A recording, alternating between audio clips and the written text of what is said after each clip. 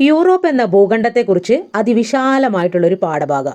ഈ വർഷം മാറിയ 8ാം ക്ലാസ്സിലെ സോഷ്യൽ സയൻസ് 10ാമത്തെ അധ്യായം, ലോക ഭൂപടത്തിൽ യൂറോപ്പ്. ഇനി വരാൻ പോകുന്ന എല്ലാ PSC പരീക്ഷകളിലും ഒരു ചോദ്യം ഈ പാഠഭാഗത്ത് നിന്ന് ഭൂഖണ്ഡവുമായി ബന്ധപ്പെട്ട് ചോദിക്കാൻ സാധ്യതയുണ്ട്. സോ ഈ ചാപ്റ്റർ മുഴുവനായിട്ട് കാണാൻ ശ്രമിക്കുക. വീഡിയോ ഉപകാരപ്പെടുന്നുണ്ടെങ്കിൽ ലൈക്ക് ചെയ്യാനും ഷെയർ ചെയ്യാനും കമൻറ്റ് ചെയ്യാനും മറക്കരുത്. അപ്പോൾ നമുക്ക് പാഠഭാഗത്തേക്ക് കടക്കാം. ഈ ഭാഗത്തെ ആദ്യത്തെ ചോദ്യം, ഇന്നത്തെ യൂറോപ്പ്. ഈ കൃതി രചിച്ചത് ആരാണ്?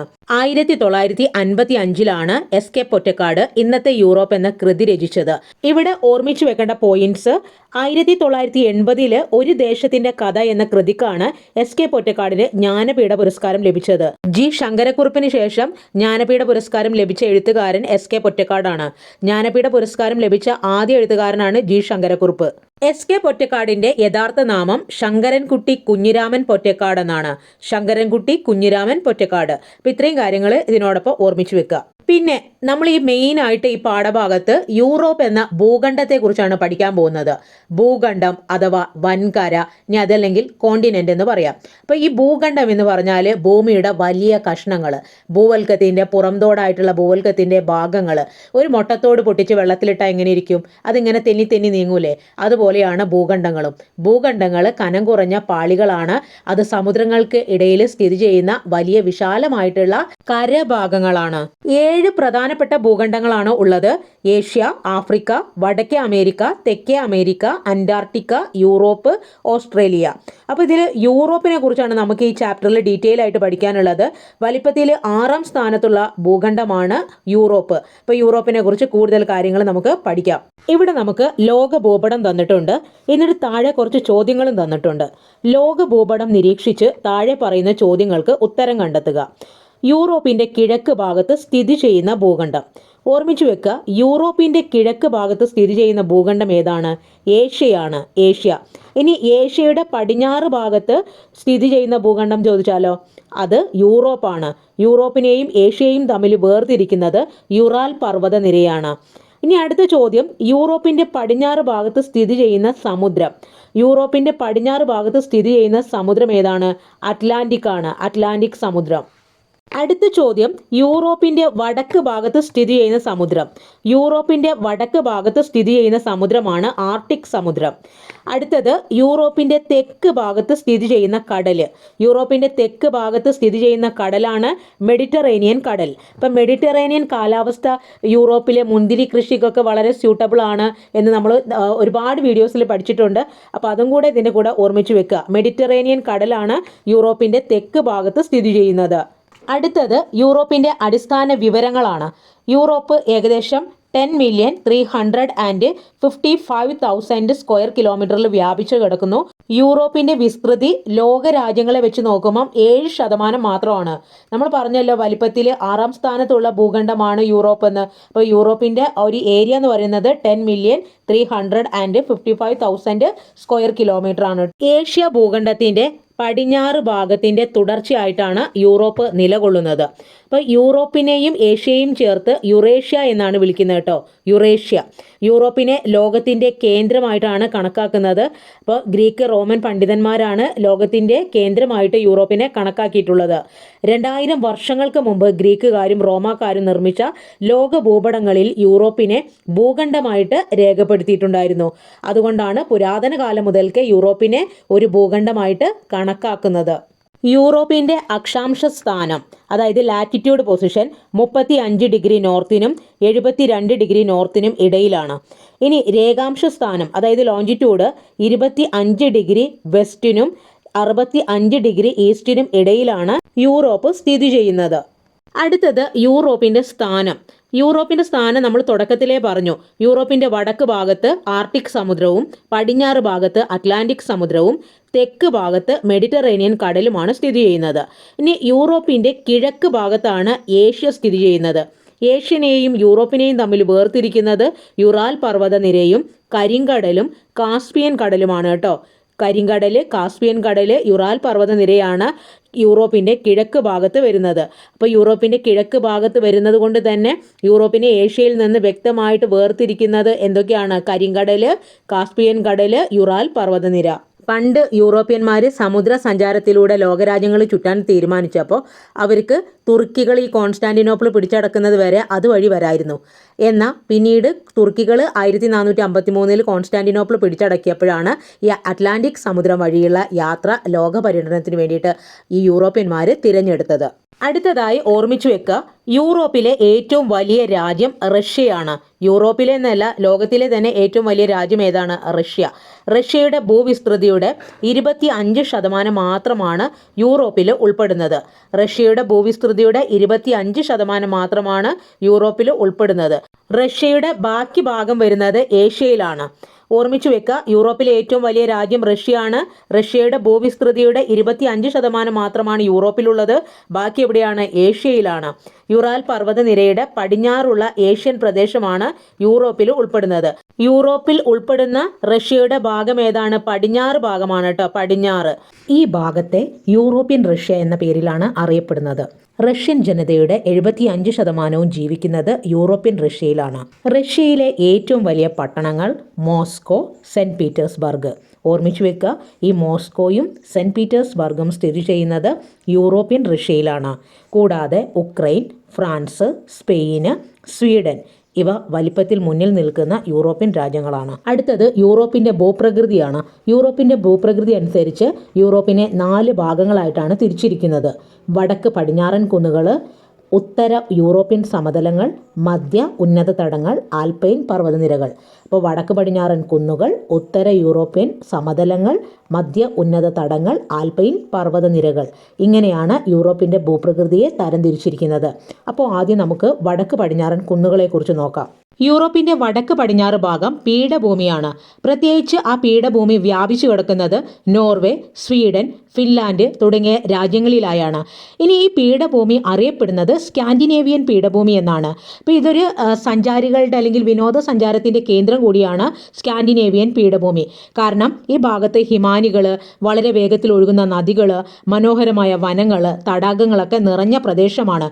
അതുകൊണ്ട് തന്നെ സഞ്ചാരികൾക്ക് ഏറ്റവും പ്രിയപ്പെട്ട ഇടം കൂടിയാണ് സ്കാൻഡിനേവിയ എന്ന് പറയുന്ന പീഠഭൂമി.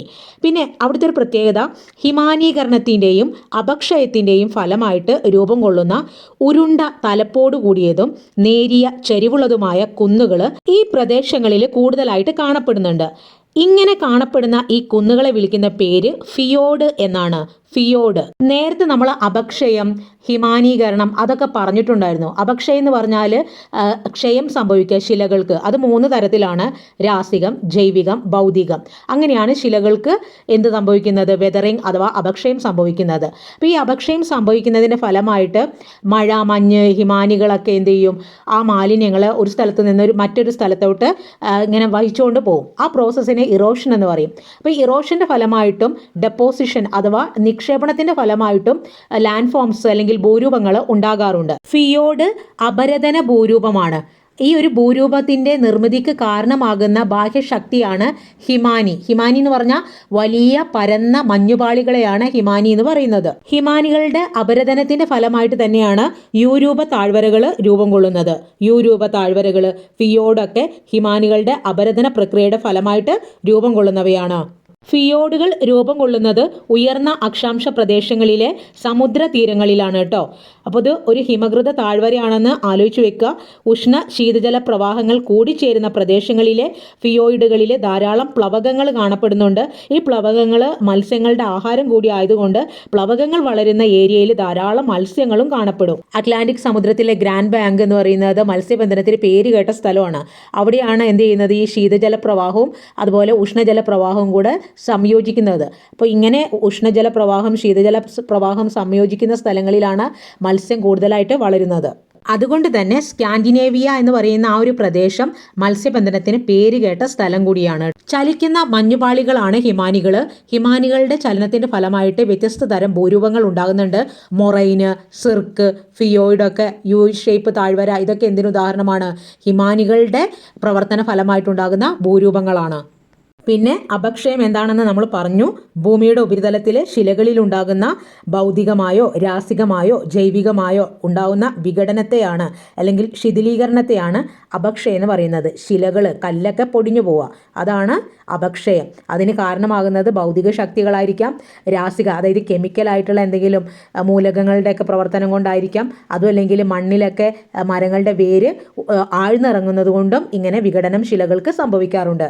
യൂറോപ്പിന്റെ മറ്റൊരു ഭൂപ്രകൃതി വിഭാഗമാണ് ഉത്തര യൂറോപ്യൻ സമതലങ്ങൾ, നോർത്ത് യൂറോപ്യൻ പ്ലെയിൻസ്. വടക്ക് പടിഞ്ഞാറൻ കുന്നുകളുടെ തെക്ക് ഭാഗത്തായിട്ടാണ് ഉത്തര യൂറോപ്യൻ സമതലങ്ങൾ സ്ഥിതി ചെയ്യുന്നത്. ഈ ഒരു സമതല ഭാഗത്തെ ദ ഗ്രേറ്റ് യൂറോപ്യൻ പ്ലെയിൻ എന്നാണ് അറിയപ്പെടുന്നത്. The great European plain. The great European plain സ്ഥിതി ചെയ്യുന്നത് എവിടെയാണ്?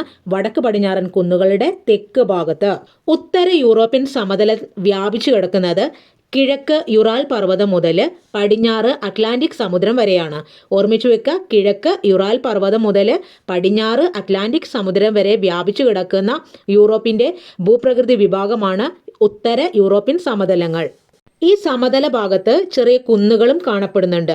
കൃഷിക്ക് വളരെ അനുയോജ്യമായിട്ടുള്ള ഒരു പ്രദേശം കൂടിയാണ് ഉത്തര യൂറോപ്യൻ സമതലം. ഉത്തര യൂറോപ്യൻ സമതലങ്ങളുടെ രൂപീകരണത്തിന് സഹായിച്ചിട്ടുള്ളത് ഹിമാനികളുടെ നിക്ഷേപണ പ്രക്രിയയും അതുപോലെ നദികളുടെ നിക്ഷേപണത്തിൻ്റെയും ഫലമായിട്ടാണ് സമതലങ്ങൾ രൂപം കൊണ്ടിട്ടുള്ളത്. അത് ഓർമ്മിച്ചു വെക്കുക. അപ്പോൾ ഈ സമതല പ്രദേശം പൊതുവെ നദികൾ വഹിച്ചുകൊണ്ട് വരുന്ന അവസാദങ്ങൾ താഴ്ന്ന പ്രദേശങ്ങളിൽ നിക്ഷേപിക്കപ്പെട്ടിട്ടാണ് സമതലങ്ങൾ രൂപം കൊള്ളുന്നത്. ഉത്തര യൂറോപ്യൻ സമതലങ്ങളുടെ രൂപീകരണത്തിന് സഹായിച്ചിട്ടുള്ള നദികൾ വോൾഗ, ഡോണ്, നെയ്പ്പർ തുടങ്ങിയവയാണ്. നെയ്പ്പർ, വോൾഗ, ഡോണ് തുടങ്ങിയ നദികളുടെ നിക്ഷേപണത്തിന്റെ ഫലമായിട്ടാണ് ഉത്തര യൂറോപ്യൻ സമതലങ്ങൾ രൂപം കൊണ്ടിട്ടുള്ളത്. ഇനി വോൾഗയുടെ ഒരു പ്രത്യേകത പറയുകയാണെങ്കിൽ വോൾഗ യൂറോപ്പിലെ ഏറ്റവും നീളം കൂടിയ നദിയാണ്. യൂറോപ്പിലെ ഏറ്റവും നീളം കൂടിയ നദി ഏതാണ്? വോൾഗയാണ്. ഉത്തര യൂറോപ്യൻ സമതലത്തിൽ വ്യാപകമായിട്ട് കാണപ്പെടുന്ന പുൽമേടാണ് സ്റ്റെപ്പീസ്. അപ്പോൾ യൂറോപ്പിൽ കാണപ്പെടുന്ന അതിവിശാലമായിട്ടുള്ള പുൽമേടിനെ വിളിക്കുന്ന പേരെന്താണ്? സ്റ്റെപ്പീസ് എന്നാണ്. സ്റ്റെപ്പീസ്. വോൾഗ നദി ഏറ്റവും കൂടുതൽ ഒഴുകുന്നത് റഷ്യയിലൂടെയാണ്. റഷ്യയുടെ മോസ്കോയിൽ നിന്നാണ് ഈ നദി ഉത്ഭവിച്ചിട്ട് കാസ്പിയൻ കടലിൽ ചെന്ന് ചേരുന്നത്. അടുത്തത് നമുക്ക് പഠിക്കാനുള്ളത് മധ്യ ഉന്നത തടങ്ങൾ അഥവാ സെൻട്രൽ അപ്ലാൻഡ്സ്. ഉത്തര യൂറോപ്യൻ സമതലങ്ങളുടെ തെക്ക് ഭാഗത്തായിട്ടാണ് മധ്യ ഉന്നത തടങ്ങൾ സ്ഥിതി ചെയ്യുന്നത്. ചെറിയ കുന്നുകളും പീഠഭൂമികളും താഴ്വരകളും ഒക്കെ നിറഞ്ഞ സ്ഥലമാണ് മധ്യ ഉന്നത തടം. അപ്പോൾ ഇവിടുത്തെ ഒരു പ്രത്യേകത എന്ന് പറഞ്ഞാൽ ഈ ഒരു ഭൂപ്രദേശം പടിഞ്ഞാറ് അയർലാൻഡ് മുതൽ കിഴക്ക് റഷ്യ വരെയാണ് വ്യാപിച്ചു കിടക്കുന്നത്. അയർലൻഡ് മുതൽ കിഴക്ക് റഷ്യ വരെ വ്യാപിച്ചു കിടക്കുന്ന പ്രദേശമാണ് മധ്യ ഉന്നത തടം. റൈന്, റോണ് എന്നീ നദികളാണ് ഈ പ്രദേശത്തെ ജലസമ്പുഷ്ടമാക്കുന്നത്. അപ്പോൾ ഓർമ്മിച്ചു വെക്കുക, മധ്യ ഉന്നത തടങ്ങളെ ജലസമ്പുഷ്ടമാക്കുന്ന നദികൾ ഏതൊക്കെയാണ്? റൈന്, റോണ്.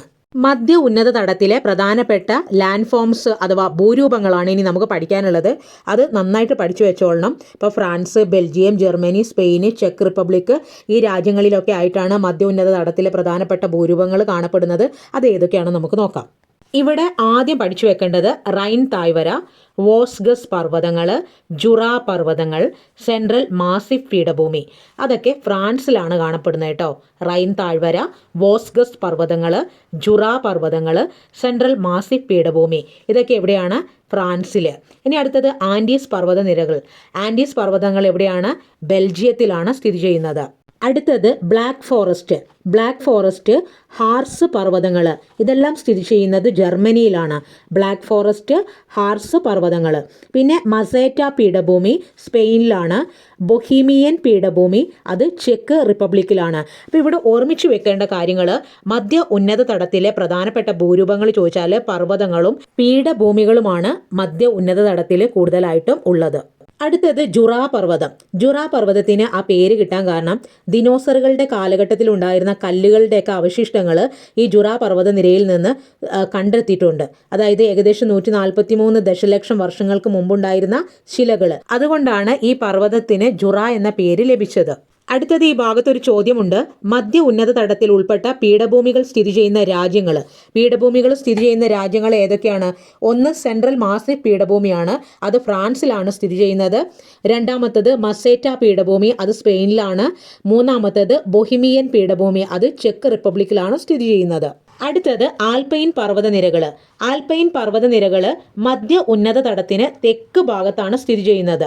ഓർമ്മിച്ചു വെക്കുക, മധ്യ ഉന്നത തടത്തിന് തെക്ക് ഭാഗത്ത് സ്ഥിതി ചെയ്യുന്ന സമാന്തര നിരകളോട് കൂടിയ മടക്ക് പർവ്വതങ്ങളെയാണ് ആൽപൈൻ പർവ്വതങ്ങൾ എന്ന് വിളിക്കുന്നത്.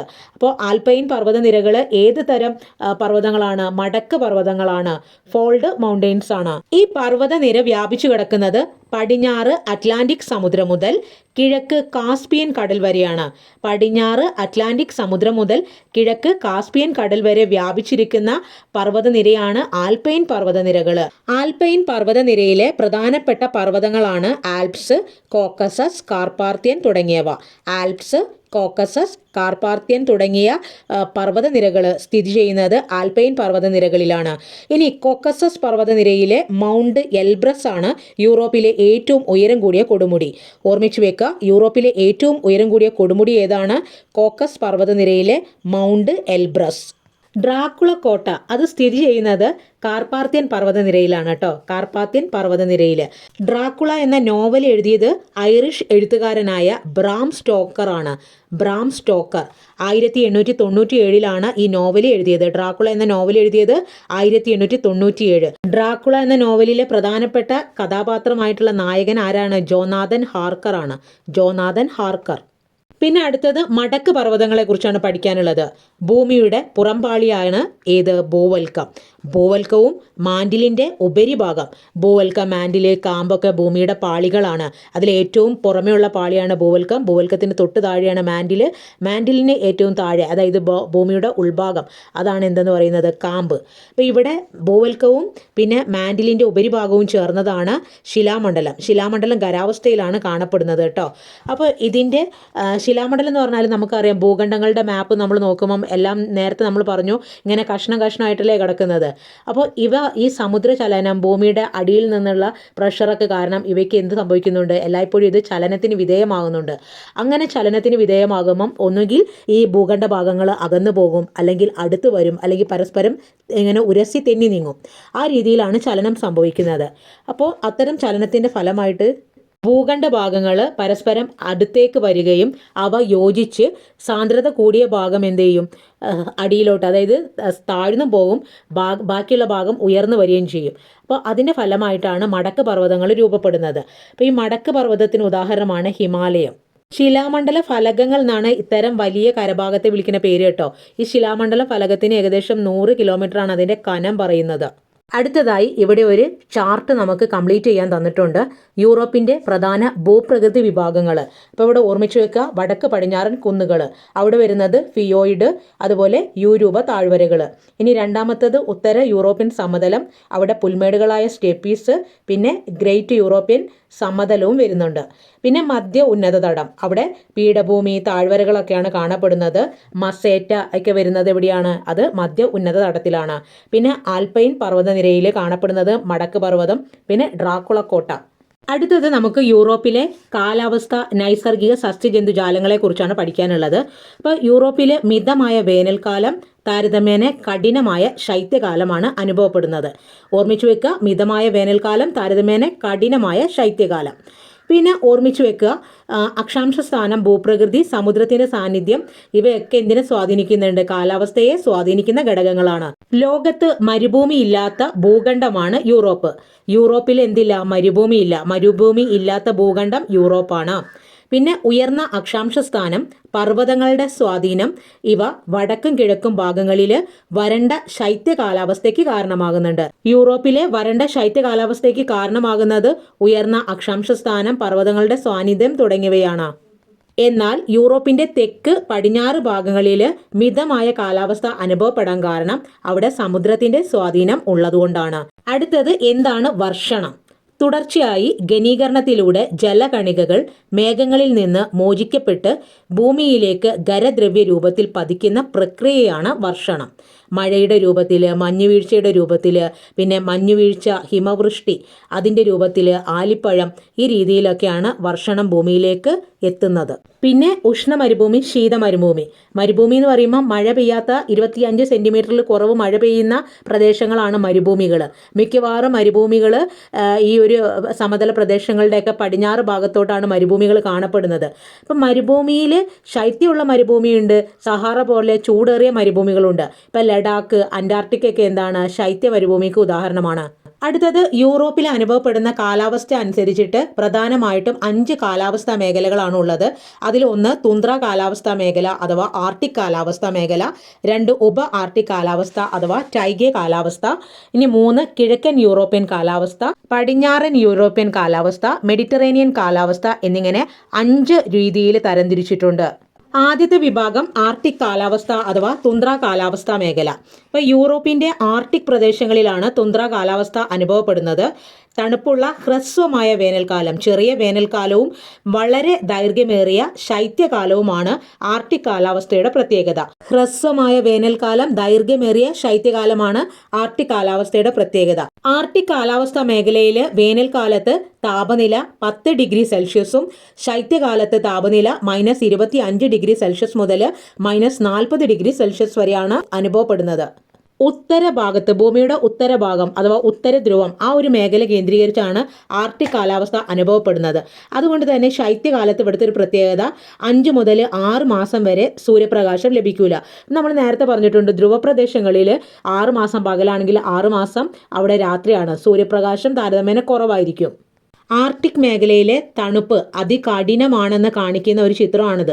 അതായത് ഒരു ബോട്ടിലെ വെള്ളം അന്തരീക്ഷത്തിലേക്ക് ഇങ്ങനെ തൂമം, അത് ഉടനെ തന്നെ ഐസായിട്ട് മാറുകയാണ്. അപ്പം അത്രമാത്രം ശൈത്യമാണ് ഇവിടെ അനുഭവപ്പെടുന്നത് ഈ ഒരു ആർട്ടിക് മേഖലയിൽ. ഉത്തര ധ്രുവത്തിൻ്റെ ആ ഭാഗങ്ങളിൽ മഞ്ഞു രൂപത്തിലാണ് വർഷണം സംഭവിക്കുന്നത്. പിന്നെ രാത്രിയുടെ ദൈർഘ്യം കൂടുതലാണ്, നല്ല തണുപ്പുമായിരിക്കും. പിന്നെ ഇവിടെ ചെറിയ കുറ്റിച്ചെടികളും പായലുകളും മാത്രമേ കാണാനുള്ളൂ കേട്ടോ. പിന്നെ പൂപ്പലുകൾ, ലിച്ചസ്, പിന്നെ ഷ്രബ്സ്, പിന്നെ പറയുന്നത് മോസസ്, അതായത് പൂപ്പല്, ഇതൊക്കെ മാത്രമാണ് ഈ ഒരു ആർട്ടിക് കാലാവസ്ഥാ മേഖലയിൽ വളരുന്ന സസ്യങ്ങൾ. കൂടാതെ ഇവിടെ കാണപ്പെടുന്ന ജന്തുക്കൾ, തണുപ്പിനെ അതിജീവിക്കാൻ കഴിയുന്ന ചെന്നായ, റെയിൻഡിയർ, ധ്രുവക്കരടി, ആർട്ടിക് കാട്ടുമുയൽ തുടങ്ങിയ കുറച്ച് മൃഗങ്ങളാണ് ഈ ഒരു ആർട്ടിക് കാലാവസ്ഥാ മേഖലയിൽ നിലനിൽക്കുന്നത്. അടുത്തത് ഉപ ആർട്ടിക് കാലാവസ്ഥ അഥവാ ടൈഗെ കാലാവസ്ഥ. അപ്പോൾ തുന്ദ്ര പ്രദേശങ്ങളോട് ചേർന്ന് തെക്ക് ഉപ ആർട്ടിക് പ്രദേശങ്ങളിലാണ് ടൈഗെ കാലാവസ്ഥ അനുഭവപ്പെടുന്നത്. ഇവിടെയും ഹ്രസ്വമാണ് വേനൽക്കാലം. ശൈത്യകാലം ആർട്ടിക് കാലാവസ്ഥയിലെ പോലെ തന്നെ കഠിനമാണ്. വർഷത്തിൽ 5 മുതൽ 7 മാസം വരെ താപനില 0 ഡിഗ്രി സെൽഷ്യസിന് താഴെയായിരിക്കും. ടൈഗെ കാലാവസ്ഥാ മേഖലയിൽ മഴ പെയ്യുന്നത് എങ്ങനെയാണ്? മഞ്ഞു രൂപത്തിലാണ് കേട്ടോ. ഉപ ആർട്ടിക് കാലാവസ്ഥയെ അടിസ്ഥാനമാക്കി ഇവിടെ ഒരു ടേബിൾ കംപ്ലീറ്റ് ചെയ്യാനുണ്ട്. ഉപ ആർട്ടിക് കാലാവസ്ഥ അഥവാ ടൈഗെ കാലാവസ്ഥ അനുഭവപ്പെടുന്ന രാജ്യങ്ങൾ നോർവേ, സ്വീഡൻ, ഫിൻലാൻഡ്, റഷ്യ. ഇനി ഇവിടെ കാണപ്പെടുന്ന പ്രധാനപ്പെട്ട സസ്യങ്ങൾ എന്തൊക്കെയാണ്? പൈൻ, ദേവദാരു, സ്തൂപികാഗ്ര വൃക്ഷങ്ങൾ. ഇനി ജന്തുക്കളാണെങ്കിലോ രോമങ്ങൾ നിറഞ്ഞ കാട്ടുപൂച്ച, എർമൈന്, വെള്ളിക്കുറുക്കൻ ഇവയൊക്കെയാണ് ഉപ ആർട്ടിക് കാലാവസ്ഥാ മേഖലയിൽ കാണപ്പെടുന്നത്. അടുത്തത് കിഴക്കൻ യൂറോപ്യൻ കാലാവസ്ഥ. യൂറോപ്പിൻ്റെ കിഴക്ക് പ്രദേശങ്ങളിൽ കഠിനമായ വേനലും ശൈത്യവും ആണ് അനുഭവപ്പെടുന്നത്, അതിശൈത്യം. ഈ കാലാവസ്ഥയെ കിഴക്കൻ യൂറോപ്യൻ കാലാവസ്ഥ എന്നറിയപ്പെടുന്നു. ഓർമ്മിച്ചു വെക്കുക, യൂറോപ്പിൻ്റെ കിഴക്കൻ പ്രദേശങ്ങളിൽ അനുഭവപ്പെടുന്ന കഠിനമായ വേനലും അതിശൈത്യവും ഏത് കാലാവസ്ഥയുടെ പ്രത്യേകതയാണ്? കിഴക്കൻ യൂറോപ്യൻ കാലാവസ്ഥയുടെ പ്രത്യേകതയാണ്. ശൈത്യകാലത്ത് താപനില പലപ്പോഴും 0 ഡിഗ്രി സെൽഷ്യസിലും താഴെയാകും. വേനലിൽ നേർത്ത മഴയും ലഭിക്കാറുണ്ട്. ഓരോ കാലാവസ്ഥാ മേഖലയുടെയും പ്രത്യേകത PSC സ്റ്റേറ്റ്മെൻറ്റ് വൈസ് ചോദിക്കും. സോ എല്ലാ ഫീച്ചേഴ്സും ഓർമ്മിച്ച് വെച്ചോളണം. ഇവിടെ ഓർമ്മിക്കുക, ശൈത്യകാല താപനില 0 ഡിഗ്രി സെൽഷ്യസിനും താഴോട്ടാകും, കഠിനമായ വേനലായിരിക്കും, അതിശൈത്യം അനുഭവപ്പെടും. ഇതൊക്കെ കിഴക്കൻ യൂറോപ്യൻ കാലാവസ്ഥയുടെ പ്രത്യേകതയാണ്. പിന്നെ കുറച്ച് മഴയും കടുത്ത ചൂടും കാരണം ഈ കാലാവസ്ഥ അനുഭവപ്പെടുന്ന പ്രദേശങ്ങളിൽ മരങ്ങൾ വളരാറില്ല. യൂറോപ്പിലെ പുൽമേടായ സ്റ്റെപ്പീസ് മേഖലയിൽ അനുഭവപ്പെടുന്നത് കിഴക്കൻ യൂറോപ്യൻ കാലാവസ്ഥയാണ്. പിന്നെ ഈ മേഖലയിൽ കാണപ്പെടുന്ന പ്രധാന മൃഗങ്ങൾ കൃഷ്ണമൃഗം, ചെന്നായ, കുതിര തുടങ്ങിയവയാണ്. കൃഷ്ണമൃഗം, ചെന്നായ, കുതിരയാണ് കിഴക്കൻ യൂറോപ്യൻ കാലാവസ്ഥ മേഖലയിൽ കാണപ്പെടുന്ന ജന്തുക്കൾ. കിഴക്കൻ യൂറോപ്യൻ കാലാവസ്ഥ അനുഭവപ്പെടുന്ന രാജ്യങ്ങളാണ് Russia, Ukraine, Romania, Hungary, Bulgaria. ഓർമ്മിച്ചു വെക്കുക, കിഴക്കൻ യൂറോപ്യൻ കാലാവസ്ഥ അനുഭവപ്പെടുന്ന രാജ്യങ്ങൾ Russia, Ukraine, Romania, Hungary, Bulgaria. അടുത്തത് പടിഞ്ഞാറൻ യൂറോപ്യൻ കാലാവസ്ഥ. പടിഞ്ഞാറൻ യൂറോപ്യൻ കാലാവസ്ഥയുടെ പ്രത്യേകത കഠിനമായ ശൈത്യം, മിതമായ ചൂട്, വർഷം മുഴുവൻ ലഭിക്കുന്ന മഴ. ഇതാണ് പടിഞ്ഞാറൻ യൂറോപ്യൻ കാലാവസ്ഥയുടെ പ്രത്യേകത. കഠിനമായ ശൈത്യം അനുഭവപ്പെടുന്നുണ്ട്, മിതമായ ചൂടും, പിന്നെ വർഷം മുഴുവൻ എന്തുണ്ട്, മഴ ലഭിക്കാറുണ്ട്. അത് പടിഞ്ഞാറൻ യൂറോപ്യൻ കാലാവസ്ഥയുടെ പ്രത്യേകതയാണ്. പടിഞ്ഞാറൻ യൂറോപ്യൻ കാലാവസ്ഥയെ അനുഭവപ്പെടുന്ന രാജ്യങ്ങൾ ബ്രിട്ടൻ, നെതർലാൻഡ്, ബെൽജിയം, തെക്കൻ നോർവേ, ഡെൻമാർക്ക്, ഫ്രാൻസ്, പടിഞ്ഞാറൻ ഫ്രാൻസ്, വടക്കൻ സ്പെയിന് എന്നിവിടങ്ങളിലാണ് പടിഞ്ഞാറൻ യൂറോപ്യൻ കാലാവസ്ഥ അനുഭവപ്പെടുന്നത്. ഒന്നുകൂടെ പറയാം, പടിഞ്ഞാറൻ യൂറോപ്യൻ കാലാവസ്ഥ അനുഭവപ്പെടുന്ന യൂറോപ്യൻ രാജ്യങ്ങൾ ഏതൊക്കെയാണ്? Britain, Netherland, Belgium. പിന്നെ തെക്കൻ നോർവേ, ഡെൻമാർക്ക്, പടിഞ്ഞാറൻ ഫ്രാൻസ്, വടക്കൻ സ്പെയിന്. ഇവിടെയാണ് പടിഞ്ഞാറൻ യൂറോപ്യൻ കാലാവസ്ഥ അനുഭവപ്പെടുന്നത്. പടിഞ്ഞാറൻ യൂറോപ്യൻ കാലാവസ്ഥയുടെ മറ്റൊരു പ്രത്യേകത അറ്റ്ലാന്റിക് സമുദ്രത്തിന്റെ സാന്നിധ്യം ഈ ഒരു കാലാവസ്ഥയെ കൂടുതലായിട്ട് സ്വാധീനിക്കുന്നുണ്ട്. സസ്യങ്ങളുടെ വളർച്ചയ്ക്ക് അനുയോജ്യമായ കാലാവസ്ഥ കൂടിയാണ് പടിഞ്ഞാറൻ യൂറോപ്യൻ കാലാവസ്ഥ. ഈ ഒരു കാലാവസ്ഥ മേഖലയിൽ കാണപ്പെടുന്ന മരങ്ങളുടെ പ്രത്യേകത ബലമുള്ള തടി, അതായത് നല്ല തടിയുള്ള മരങ്ങൾ, വിസ്താരമേറിയ ഇലകളുള്ള ഇലപൊഴി മരങ്ങളാണ് പടിഞ്ഞാറൻ യൂറോപ്യൻ കാലാവസ്ഥ മേഖലയിൽ കൂടുതലും കാണപ്പെടുന്നത്. ഉദാഹരണത്തിനായിട്ട് പറയുന്നുണ്ട് ബീച്ച്, എൽമ്, ഓക്ക്, ബിർച്ച്, ആഷ് തുടങ്ങിയവയ്ക്കാണ് ഈ മേഖലയിലെ പ്രധാന സസ്യങ്ങൾ. ഒന്നുകൂടെ പറയാം, ബീച്ച്, എൽമ്, ഓക്ക്, ബിർച്ച്, ആഷ്. പിന്നെ ഇവിടെ കാണപ്പെടുന്ന പ്രധാനപ്പെട്ട ജന്തുക്കൾ എന്ന് പറയുന്നത് അണ്ണാന്, കുറുക്കൻ, മുയൽ, മാന്, ചെന്നായ. അണ്ണാൻ, കുറുക്കൻ, മുയൽ, മാൻ, ചെന്നായ തുടങ്ങിയവയ്ക്ക് ഇവിടെ കാണപ്പെടുന്നുണ്ട് പടിഞ്ഞാറൻ യൂറോപ്യൻ കാലാവസ്ഥ അനുഭവപ്പെടുന്ന മേഖലകളിൽ. യൂറോപ്പുമായി ബന്ധപ്പെട്ട് കൂടുതൽ ചോദ്യങ്ങൾ വരുന്നൊരു ഭാഗമാണ് മെഡിറ്ററേനിയൻ കാലാവസ്ഥ. മെഡിറ്ററേനിയൻ കടലിന് ചുറ്റുമുള്ള പ്രദേശങ്ങളിലാണ് മെഡിറ്ററേനിയൻ കാലാവസ്ഥ അനുഭവപ്പെടുന്നത്. മെഡിറ്ററേനിയൻ കാലാവസ്ഥ അനുഭവപ്പെടുന്ന രാജ്യങ്ങൾ Portugal, Spain, Italy, Greece, Bosnia, Herzegovina, Croatia, തെക്കൻ ഫ്രാൻസ്. ഓർമ്മിച്ചു വെക്കുക, Portugal, Spain, Italy, Greece, Bosnia, Herzegovina, Croatia തുടങ്ങിയ രാജ്യങ്ങളിലാണ്, തെക്കൻ ഫ്രാൻസും ഉണ്ട്, രാജ്യങ്ങളിലാണ് മെഡിറ്ററേനിയൻ കാലാവസ്ഥ അനുഭവപ്പെടുന്നത്. അപ്പോൾ ഈ മെഡിറ്ററേനിയൻ കാലാവസ്ഥയുടെ പ്രത്യേകത ചൂടുകൂടിയ വരണ്ട വേനൽക്കാലം, തണുത്ത മഴയോടുകൂടിയ ശൈത്യകാലവുമാണ്. ചൂടുകൂടിയ വരണ്ട വേനൽക്കാലം, തണുത്ത മഴയോടുകൂടിയ ശൈത്യകാലം. പിന്നെ മരങ്ങൾ, കുറ്റിച്ചെടികൾ നന്നായിട്ട് വളരുന്ന ഒരു കാലാവസ്ഥ മേഖലയാണ് മെഡിറ്ററേനിയൻ കാലാവസ്ഥ മേഖല. പിന്നെ മുന്തിരി കൃഷി, ലാവൻഡർ, ഒലീവ്, പൈന്, ഓറഞ്ച്, അത്തി, ഈ മരങ്ങളിലൊക്കെ ഈ ഒരു മേഖലയിൽ ധാരാളമായിട്ട് വളരുന്നുണ്ട്. ഓർമ്മിച്ചു വെക്കുക, ലാവൻഡർ, ഒലീവ്, പൈന്, ഓറഞ്ച്, മുന്തിരി, അത്തി, റോസ്മേരി. മെഡിറ്ററേനിയൻ കാലാവസ്ഥാ മേഖലയിൽ കാണപ്പെടുന്ന ജന്തുവിഭാഗം ഐബീരിയൻ കാട്ടുപൂച്ച, ബാർബറി മക്കാക്ക്, മഫ്ലോർ ആട്, സ്പാനിഷ് ഇമ്പീരിയൽ പരുന്ത്, ഗൗളിക്കിളി. അപ്പോൾ ഈ ജന്തുവർഗ്ഗങ്ങളൊക്കെ എവിടെയാണ് കാണപ്പെടുന്നത്? മെഡിറ്ററേനിയൻ പ്രദേശത്ത്. അടുത്തത് നമുക്കവിടെ പഠിക്കാനുള്ളത് വിറ്റികൾച്ചർ. ശാസ്ത്രീയമായി മുന്തിരി കൃഷി ചെയ്യുന്നതിനെയാണ് വിറ്റികൾച്ചർ എന്ന് പറയുന്നത്. മെഡിറ്ററേനിയൻ പ്രദേശങ്ങളിലാണ് കൂടുതലും മുന്തിരി കൃഷി കാണപ്പെടുന്നത് കേട്ടോ. പിന്നെ മുന്തിരി കൃഷിയോടൊപ്പം തന്നെയാണ് വീഞ്ഞ് നിർമ്മാണം ഇവിടുത്തെ പ്രധാനപ്പെട്ടൊരു സാമ്പത്തിക പ്രവർത്തനമായിട്ട് പറയുന്നുണ്ട്. ഈ ഭാഗത്തൊരു പട്ടിക പൂർത്തിയാക്കാൻ തന്നിട്ടുണ്ട്. അത് കാലാവസ്ഥാ മേഖലകൾ ഏതൊക്കെയാണെന്നും അതിൻ്റെ പ്രത്യേകതകളുമാണ് എഴുതേണ്ടത്. അടുത്തത് യൂറോപ്പിലെ സമൂഹം, ജനങ്ങൾ. ഇപ്പോൾ യൂറോപ്പ് എന്നല്ല, ലോകത്തിൻ്റെ ഇതര ഭാഗങ്ങളിലേക്ക് മനുഷ്യർ വന്നത് ആഫ്രിക്കൻ ഭൂഖണ്ഡത്തിൽ നിന്നാണ് എന്നാണ് പൊതുവെയുള്ളൊരു വിശ്വാസം. 40,000 മുതൽ 50,000 വർഷങ്ങൾക്ക് മുമ്പ് യൂറോപ്പിൽ എത്തിച്ചേർന്ന മനുഷ്യവംശം പിന്നീട് വിവിധ തരം ഭാഷകൾ സംസാരിക്കുകയും വിവിധ സംസ്കാരങ്ങൾ ഫോളോ ചെയ്യുകയും പുറം നാടുകളിലേക്കുള്ള കപ്പൽ യാത്രകൾ, പരിവേഷണങ്ങൾ യൂറോപ്പിൻ്റെ സാമൂഹിക, സാമ്പത്തിക, രാഷ്ട്രീയ, ഭാഷാ വികാസത്തിന് വഴിവെച്ചതായിട്ടും പറയപ്പെടുന്നുണ്ട്. ഇനി യൂറോപ്പിൻ്റെ ജനസംഖ്യ വലിപ്പത്തിൽ 6ാം സ്ഥാനത്തുള്ള ഭൂഖണ്ഡമാണ് യൂറോപ്പ്. എന്നാൽ ജനസംഖ്യയുടെ കാര്യത്തിൽ 3ാം സ്ഥാനത്താണ് യൂറോപ്പ്. ജനസംഖ്യ 3ാം സ്ഥാനത്താണ്. റഷ്യയാണ് ഏറ്റവും കൂടുതൽ ജനസംഖ്യയുള്ള യൂറോപ്യൻ രാജ്യം. Germany, United kingdom, France, Italy എന്നീ രാജ്യങ്ങളാണ് ജനസംഖ്യയിൽ റഷ്യക്ക് പിന്നിലായുള്ളത്. ഓർമ്മിച്ചു വെക്കുക, വലിപ്പത്തിൽ 6ാം സ്ഥാനമാണ് യൂറോപ്പിന്, ജനസംഖ്യയിൽ 3ാം സ്ഥാനം. പിന്നെ റഷ്യയാണ് ഏറ്റവും കൂടുതൽ ജനസംഖ്യയുള്ള രാജ്യം. യൂറോപ്പിന്റെ ജനസംഖ്യയെക്കുറിച്ച് പറയുമ്പോൾ ഓർമ്മിച്ചു വെക്കേണ്ട കാര്യങ്ങൾ, പടിഞ്ഞാറ്, തെക്ക്, കിഴക്ക് ഭാഗത്തുള്ള രാജ്യങ്ങളിലാണ് ജനസംഖ്യ കൂടുതലുള്ളത്. കിഴക്ക്, തെക്ക്, പടിഞ്ഞാറ്. ഇനി വടക്ക് അത്രയില്ല, കാരണം അവിടെയുള്ള രാജ്യങ്ങൾ ഏതൊക്കെയാണ്? നോർവേ, സ്വീഡൻ, ഫിൻലാൻഡ് ഒക്കെ. അപ്പോൾ അവിടെ താരതമ്യേന ജനസംഖ്യ കുറവാണ്, ജനസാന്ദ്രതയും കുറവാണ്. പിന്നെ യൂറോപ്പിൻ്റെ ഒരു പ്രത്യേകത, തെക്ക് ഭാഗത്ത് താമസിക്കുന്ന ജനങ്ങളിൽ കൂടുതലും കടലിനോട് ചേർന്നുള്ള പട്ടണങ്ങളിലാണ് താമസിക്കുന്നത്. അടുത്തത് നമുക്ക് യുണൈറ്റഡ് കിങ്ഡം അഥവാ UK കുറിച്ചാണ് പഠിക്കാനുള്ളത്. ഇംഗ്ലണ്ട്, സ്കോട്ട്ലാൻഡ്, വെയിൽസ് എന്നീ രാജ്യങ്ങളെ ചേർത്ത് ഗ്രേറ്റ് ബ്രിട്ടൻ എന്നും ഈ ഗ്രേറ്റ് ബ്രിട്ടന്റെ കൂടെ വടക്കൻ അയർലാൻഡ് കൂടി ചേരുമ്പോൾ അതിനെ യുണൈറ്റഡ് കിങ്ഡം എന്നുമാണ് വിളിക്കുന്നത്. അപ്പോൾ ഗ്രേറ്റ് ബ്രിട്ടനിൽ ഉൾപ്പെടുന്ന രാജ്യങ്ങൾ സ്കോട്ട്ലാൻഡ്, ഇംഗ്ലണ്ട്, വെയിൽസ്. ഇനി ഗ്രേറ്റ് ബ്രിട്ടനോടൊപ്പം അയർലാൻഡ്, വടക്കൻ അയർലാൻഡ് കൂടെ ചേരുമ്പോഴാണ് അത് യുണൈറ്റഡ് കിങ്ഡം ആവുന്നത്. അടുത്തത് നമുക്ക് ചോദ്യം പ്രതീക്ഷിക്കാവുന്ന ഒരു ഏരിയയാണ് യൂറോപ്യൻ യൂണിയൻ. യൂറോപ്യൻ യൂണിയൻ രൂപീകരിച്ചത് 1993 കേട്ടോ. അതിൽ ഉൾപ്പെടുന്ന രാജ്യങ്ങൾ Belgium, Germany, France, Italy, Luxembourg, Netherland. ഈ 6 രാജ്യങ്ങൾ ചേർന്ന് 1957 ഒരു കൂട്ടായ്മ ഉണ്ടാക്കിയത്. അത് പിന്നീട് 1993 യൂറോപ്യൻ യൂണിയൻ എന്നൊരു സംഘടനയായിട്ട് മാറി. അപ്പോൾ രാജ്യങ്ങൾക്കിടയിലെ സാമ്പത്തിക ഐക്യം, ആഭ്യന്തര കമ്പോളം ഇതൊക്കെ ലക്ഷ്യമിട്ടുകൊണ്ട് ആരംഭിച്ച കൂട്ടായ്മയാണ് യൂറോപ്യൻ യൂണിയൻ. സാമൂഹിക, സാംസ്കാരിക, രാഷ്ട്രീയ മേഖലകളിലേക്കും പിന്നീട് യൂറോപ്യൻ യൂണിയന്റെ ശ്രദ്ധ കേന്ദ്രീകരിച്ചിട്ടുണ്ടായിരുന്നു. സമാധാനം, അനുരഞ്ജനം, ജനാധിപത്യം, മനുഷ്യാവകാശം ഈ മേഖലകളിലും സംഭാവനകൾ ആര് നൽകിയിട്ടുണ്ട്? European union. അതുകൊണ്ട് തന്നെ 2012 നൊബേൽ പ്രൈസ് ലഭിച്ചത് യൂറോപ്യൻ യൂണിയൻ ആയിരുന്നു. ഓർമ്മിച്ചു വെക്കുക, യൂറോപ്യൻ യൂണിയൻ ഉൾപ്പെടുന്ന ഒരു മേഖല സമാധാനം, അനുരഞ്ജനം, ജനാധിപത്യം, മനുഷ്യാവകാശം അതുപോലെ സാമൂഹിക, സാംസ്കാരിക, രാഷ്ട്രീയ മേഖലകളിലൊക്കെ ശ്രദ്ധ കേന്ദ്രീകരിക്കുന്നുണ്ട്. 1993 യൂറോപ്യൻ യൂണിയൻ രൂപീകരിക്കപ്പെട്ടത്. അടുത്തത് യൂറോപ്പിലെ ഭാഷ. റഷ്യൻ ഭാഷയാണ് യൂറോപ്പിൽ ഏറ്റവും കൂടുതൽ സംസാരിക്കുന്നത്.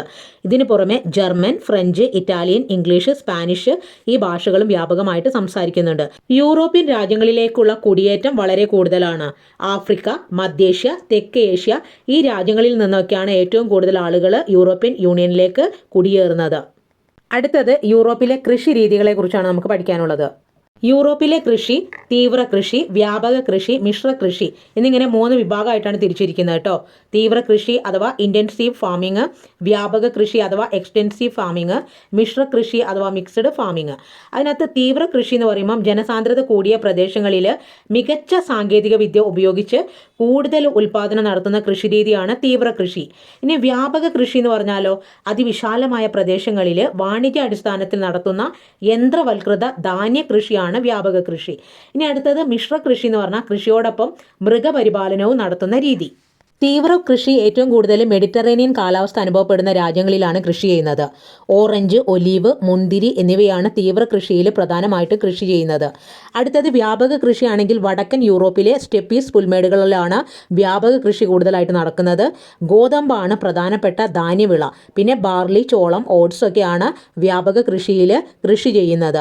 ഇനി മിശ്ര കൃഷിയാണെങ്കിലോ മധ്യ പടിഞ്ഞാറൻ യൂറോപ്പിലാണ് മിശ്ര കൃഷി ചെയ്യുന്നത്. മധ്യ പടിഞ്ഞാറൻ യൂറോപ്പിൽ ധാന്യങ്ങൾ, പച്ചക്കറികൾ എന്നിവയുടെ ഉൽപ്പാദനത്തോടൊപ്പം കന്നുകാലികളെയും പരിപാലിക്കുന്നുണ്ട് എന്നതാണ് മിശ്ര കൃഷിയുടെ പ്രത്യേകത. ഇവിടെ യൂറോപ്പിലെ കൃഷിരീതികളെ അടിസ്ഥാനമാക്കി വിളകളെ കണ്ടെത്തി പട്ടിക പൂർത്തിയാക്കാൻ പറഞ്ഞിട്ടുണ്ട്. മധ്യ പടിഞ്ഞാറൻ യൂറോപ്പ്, അവിടെ ധാന്യങ്ങളും പച്ചക്കറി, കന്നുകാലി വളർത്തലുമാണ് പ്രധാനമായിട്ട് നടക്കുന്നത്.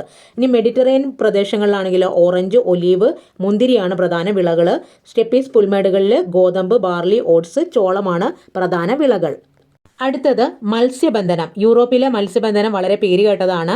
അപ്പം വടക്കൻ കടൽ, ഉത്തര അറ്റ്ലാന്റിക് സമുദ്രം, ആർട്ടിക് സമുദ്രം എന്നിവയോട് ചേർന്ന് കിടക്കുന്ന നോർവേ, ഡെൻമാർക്ക്, പോളണ്ട് എന്നീ രാജ്യങ്ങളിലെ ഒരു പ്രധാന തൊഴിൽ മത്സ്യബന്ധനമാണ്. അപ്പം മത്സ്യബന്ധനം പ്രധാന തൊഴിലായിട്ടുള്ള യൂറോപ്യൻ രാജ്യങ്ങൾ നോർവേ, ഡെൻമാർക്ക്, പോളണ്ട്. ഇനി ഏറ്റവും കൂടുതൽ ഇവിടെ കാണപ്പെടുന്ന മത്സ്യങ്ങൾ കോഡ്, മത്തി, സാൽമൺ, ഹാലിബട്ട്, പിന്നെ കടൽ ഡ്രൗട്ട് തുടങ്ങിയവയാണ് കേട്ടോ. ഓർമ്മിച്ച് വെക്കുക, കോഡ്, മത്തി, സാൽമൺ, ഹാലിബട്ട്, പിന്നെ ട്രൗട്ട് തുടങ്ങിയവയാണ് പ്രധാനപ്പെട്ട മത്സ്യങ്ങൾ. ഡെൻമാർക്ക്, നോർവേ തീരത്തുള്ള ഗ്രേറ്റ് ഫിഷർ ബാങ്കാണ്, അതുപോലെ ഡോഗർ ബാങ്ക്. ഇവിടെയാണ് ഏറ്റവും കൂടുതൽ മത്സ്യബന്ധനം നടക്കുന്നത്. പിന്നെ ഇവയ്ക്ക് പുറമെ മെഡിറ്ററേനിയൻ കടൽ, കരിങ്കടൽ, ഉൾനാടൻ കായൽ ഇവിടെയൊക്കെ മത്സ്യബന്ധന വ്യവസായം നല്ല രീതിയിൽ നടക്കുന്നുണ്ട്. അടുത്തത് യൂറോപ്പിലെ വ്യവസായം. ഇപ്പോൾ വ്യാവസായിക വിപ്ലവം തുടങ്ങിയ രാജ്യം തന്നെ ഏതാണ്? ഇംഗ്ലണ്ട് അല്ലേ? ഇംഗ്ലണ്ടിലാണ് വ്യാവസായിക വിപ്ലവത്തിന് തുടക്കം കുറിച്ചത്. പിന്നെ തുണി വ്യവസായം, നിർമ്മാണ മേഖല, ഇരുമ്പുരുക്ക് ഇതൊക്കെയാണ് പ്രധാനപ്പെട്ട വ്യവസായങ്ങൾ. ഇപ്പോൾ യൂറോപ്പിലെ വാഹന നിർമ്മാണ വ്യവസായം വളരെ പ്രസിദ്ധമാണ് കേട്ടോ. ഇപ്പോൾ യൂറോപ്യൻ രാജ്യങ്ങൾ വാഹന നിർമ്മാണത്തിൽ മുൻപന്തിയിലാണ്. ലോകയുദ്ധങ്ങളുടെ സമയത്ത് രാജ്യത്തിൻ്റെ പട്ടാള മുന്നേറ്റത്തിനായി യുദ്ധവിമാനങ്ങൾ, ട്രക്കുകൾ, ടാങ്കറുകളൊക്കെ നിർമ്മിച്ച പല കമ്പനികളും പിന്നീട് വാഹന നിർമ്മാണ മേഖലയിലേക്കാണ് തിരിഞ്ഞത്. Audi, Ferrari, Bugatti, Volkswagen, Mercedes Benz, BMW, Rolls Royce, Scania, Volvo, Porsche എന്നിവയെല്ലാം ലോകം മുഴുവൻ ആരാധകരുള്ള യൂറോപ്യൻ വാഹന കമ്പനികളാണ്. യൂറോപ്യൻ രാജ്യങ്ങളിലെ പ്രധാനപ്പെട്ട വ്യവസായങ്ങൾ, അതിൽ ഓട്ടോമൊബൈൽ വ്യവസായം കൂടുതലുള്ളത് നെതർലാൻഡ്, ബെൽജിയം, പിന്നെ സ്വീഡൻ. അടുത്തത് കപ്പൽ നിർമ്മാണം ബെൽജിയം, അതുപോലെ തന്നെ നെതർലാൻഡ്സിലൊക്കെയാണ് കൂടുതൽ ഉള്ളത്. പിന്നെ ക്രൊയേഷ്യയിലുണ്ട്. പിന്നെ ഇരുമ്പുരുക്ക് വ്യവസായം കൂടുതൽ കാണപ്പെടുന്നത് നെതർലാൻഡ്, ഓസ്ട്രിയ, ബെൽജിയം തുടങ്ങിയ രാജ്യങ്ങളിൽ. തുണി വ്യവസായം ഏറ്റവും കൂടുതൽ സ്വിറ്റ്സർലൻഡ്. അടുത്തത് യൂറോപ്പിലെ പ്രധാന ആഘോഷങ്ങൾ. യൂറോപ്പിൽ ക്രിസ്മസ് പുതുവത്സര ആഘോഷമാണ് ഏറ്റവും കൂടുതലായിട്ട് ഉള്ളത്. കൂടാതെ ജർമ്മനിയിലാണ് ഒക്ടോബർ ഫെസ്റ്റ് നടക്കുന്നത്, സ്പെയിനിലാണ് ലാ ടൊമാറ്റിന നടക്കുന്നത്. പിന്നെ കാളപ്പോര്, നെതർലാൻഡ്സിലെ കിങ്സ് ഡേ കാർണിവൽ, വെനീസ് കാർണിവലൊക്കെയാണ് അവിടുത്തെ പ്രധാനപ്പെട്ട ആഘോഷം. പിന്നെ അവിടുത്തെ നിർമ്മിതികൾ എന്ന് പറയുമ്പോൾ ഇഫാൽ ഗോപുരം, പിസയിലെ ചെരിഞ്ഞ ഗോപുരം, ലണ്ടൻ ബ്രിഡ്ജ്, ഇതൊക്കെയാണ് യൂറോപ്പിലെ പ്രധാനപ്പെട്ട നിർമ്മിതികൾ. ഇനി അടുത്തത് പ്രധാനപ്പെട്ട നഗരങ്ങൾ. പാരീസ്, ലണ്ടൻ, ബെർലിനൊക്കെയാണ് യൂറോപ്പിലെ പ്രധാന നഗരങ്ങൾ. അപ്പോൾ പാരീസ് സ്ഥിതി ചെയ്യുന്നത് ഏത് നദീതീരത്താണെന്ന് ചോദിക്കും. സൈൻ നദീതീരത്താണ് പാരീസ് സ്ഥിതി ചെയ്യുന്നത്. ഫ്രാൻസിൻ്റെ തലസ്ഥാനമാണ് പാരീസ്. അപ്പോൾ യൂറോപ്പിൽ ഏറ്റവും കൂടുതൽ വിനോദസഞ്ചാരികൾ എത്തുന്ന ഒരു നഗരമാണ് പാരീസ്. പാരീസിലാണ് ഈഫൽ ടവർ, ലൂഫ്രെ മ്യൂസിയം സ്ഥിതി ചെയ്യുന്നത്. അടുത്തത് ലണ്ടൻ സ്ഥിതി ചെയ്യുന്ന നദീതീരം ചോദിക്കാറുണ്ട്. അത് തെംസ് നദിയുടെ തീരത്താണ് ലണ്ടൻ സ്ഥിതി ചെയ്യുന്നത്. ഇംഗ്ലണ്ടിൻ്റെയും യുണൈറ്റഡ് കിങ്ഡത്തിൻ്റെയും തലസ്ഥാനമാണ് ലണ്ടൻ. അടുത്തത് ബെർലിൻ, ജർമ്മനിയുടെ തലസ്ഥാനമാണ് ബെർലിനും യൂറോപ്പിലെ വലിയ നഗരമാണ്. സ്പ്രീ നദിയുടെ തീരത്താണ് ബെർലിൻ സ്ഥിതി ചെയ്യുന്നത്. അടുത്തത് മോസ്കോ, റഷ്യയുടെ തലസ്ഥാനമാണ് മോസ്കോവ നദീതീരത്താണ് മോസ്കോ സ്ഥിതി ചെയ്യുന്നത്. യൂറോപ്പിലെ വലിയ നഗരമാണ് മോസ്കോ. അടുത്തത് റോം, ഇറ്റലിയുടെ തലസ്ഥാന നഗരമാണ് റോം സ്ഥിതി ചെയ്യുന്നത് ഡൈബർ നദിയുടെ തീരത്ത്. റോമിലെ കൊളോസിയം ലോകാത്ഭുതങ്ങളിൽ ഒന്നാണ്. കൂടാതെ Madrid, Athens, Amsterdam, Vienna, Barcelona, Lisbon, Dublin ഇവയൊക്കെ യൂറോപ്പിലെ പ്രധാന നഗരങ്ങളാണ്. ഇവിടെ നമുക്കൊരു പട്ടിക പൂർത്തിയാക്കാനുണ്ട്. നദികളും നഗരങ്ങളും.